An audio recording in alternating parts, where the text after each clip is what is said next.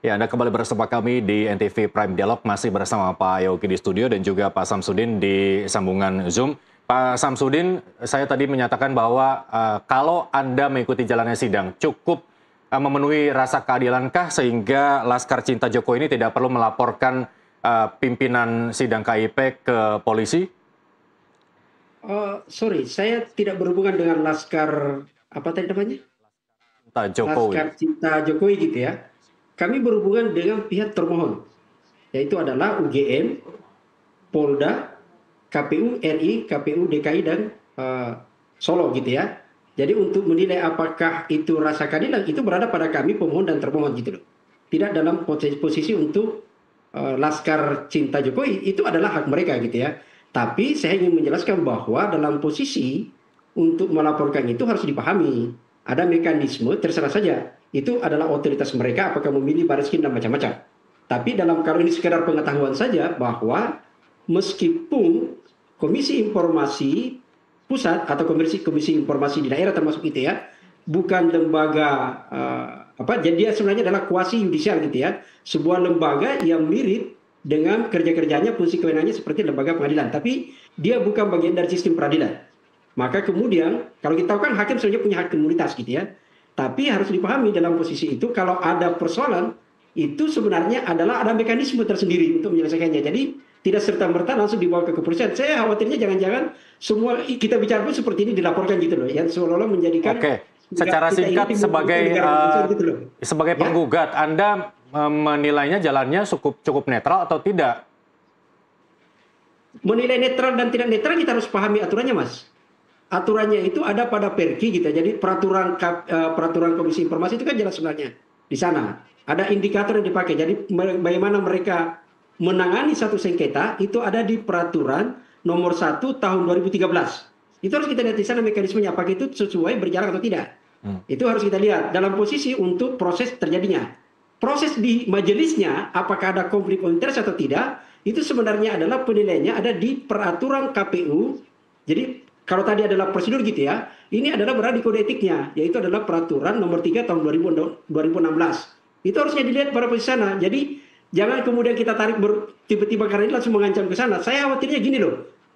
Ini kan sebenarnya khusus UGM ya, kita lihat bahwa kan ada saya tadi sebut, ada KPU, ada UGM gitu ya, ada Polda. Nah, khusus untuk UGM itu tidak ada mediasi, langsung masuk adjudikasi.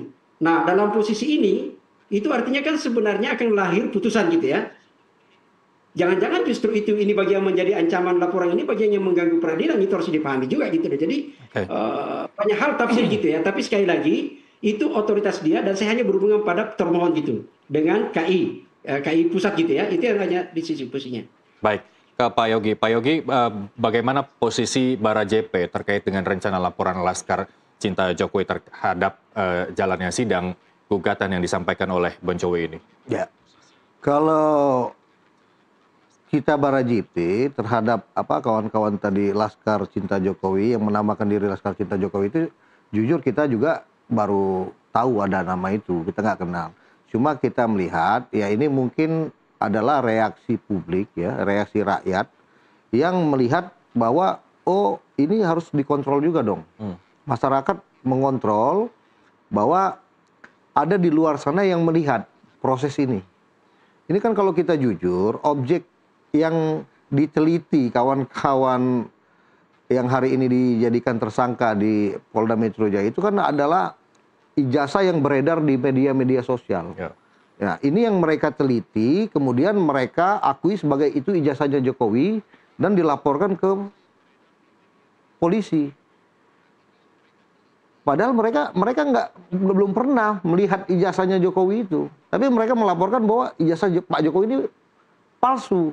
Nah ini kan, sehingga di polisi pada itu di bulan April ya kalau saya nggak salah.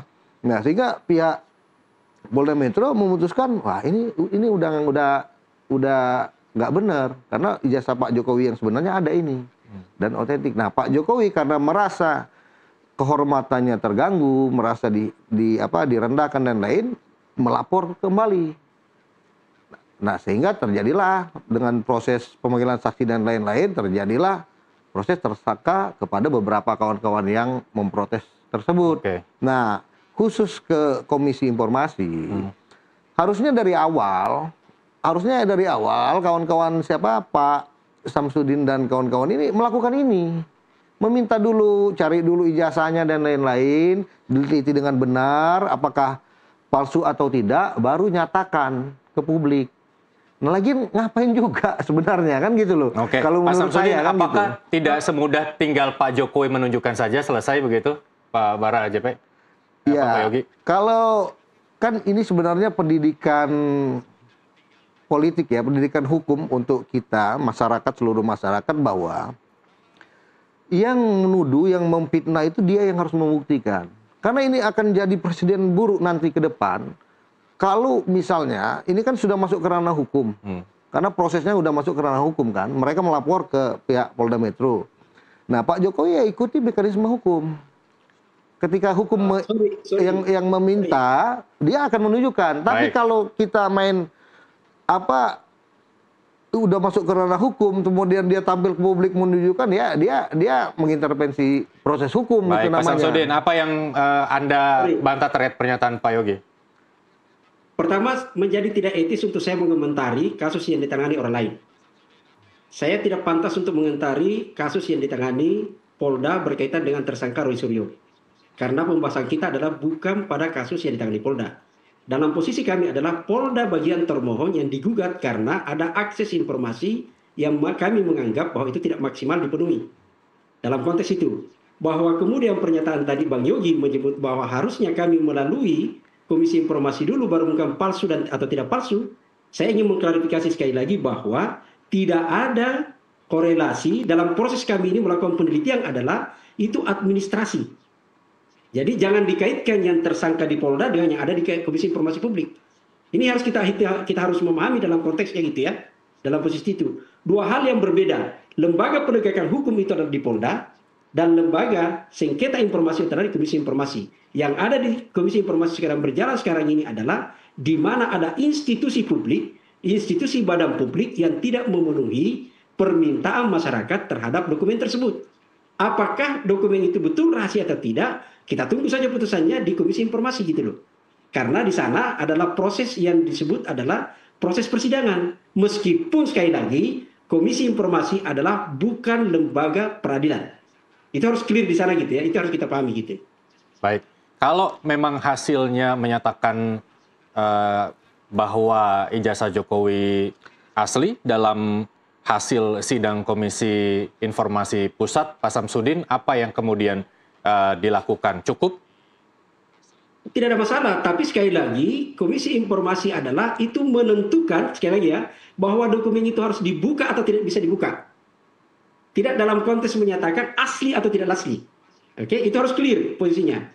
Karena kenapa kami melalui Komisi Informasi, sekali lagi bahwa teman-teman yang melakukan penelitian, standar-standar politik itu kan harusnya adalah melalui proses yang terjadi di lapangan, salah satunya adalah dokumennya. Jadi ada dokumen primer gitu ya. Yang sejatinya harus dipegang itu adalah misalnya, saya sebutkan tadi, teman-teman mengajukan akses dokumen yang dibutuhkan itu ada 20 tahapan. Termasuk di situ adalah ada KHS, ada KRS gitu, sorry. Lalu kemudian ada SOP-DO. Itu kan semua harus kita ini. Sayangnya pihak UGM itu kemudian sampai hari ini tidak memberikan. Karena ada tiga alasan dari UGM. Pertama adalah dia ada tapi tidak dalam penguasaan karena ada di Polda. Dia kemudian yang kedua adalah menyatakan bahwa memang tidak ada tapi tidak dalam penguasaan. Nah, ada memang yang tidak ada, gitu loh. Dalam konteks ini maka menjadi pertanyaan serius, apakah yang ada tidak dalam penguasaan, ada tapi tidak bisa dibuka, itu kan disebut adalah melalui tahapan uji konsekuensi. Baik, Pak Samsudin. Nah, Pak Samsudin, informasinya bahwa akan ada sidang lanjutan jikapun UGM tidak bisa memenuhi dari apa yang diminta oleh Ketua Majelis Hakim KIP, apa implikasinya dan kemudian agenda selanjutnya seperti apa? Saya kira ini taruhan bagi UGM ya. Ini universitas yang sangat terkenal, yang terbaik yang kita kenal selama ini gitu loh. Melahirkan banyak pemimpin bangsa gitu ya. Bahkan semboyannya itu kan sebenarnya tagline-nya UGM gitu kan. Selamat datang pemimpin masa depan gitu loh. Nah sayang sekali kalau dalam konteks ini justru mereka tidak memenuhi. Karena ini kan sebenarnya adalah pertarungan dua rezim. antara rezim yang tertutup dengan rezim yang pro pada keterbukaan. Negara kita sudah membentuk namanya lembaga Komisi Informasi Publik. Tujuannya adalah memastikan bahwa dokumen-dokumen publik itu tersedia untuk dipenuhi hak asasi publik warganya terhadap informasi. Kalau ternyata kemudian UGM kekeh menyatakan bahwa ini tidak bisa dibuka padahal itu adalah betul dokumen publik, yaitu adalah perlawanan UGM terhadap sama di mana era keterbukaan sekarang ini. Dan itu taruhannya besar. Oke, baik.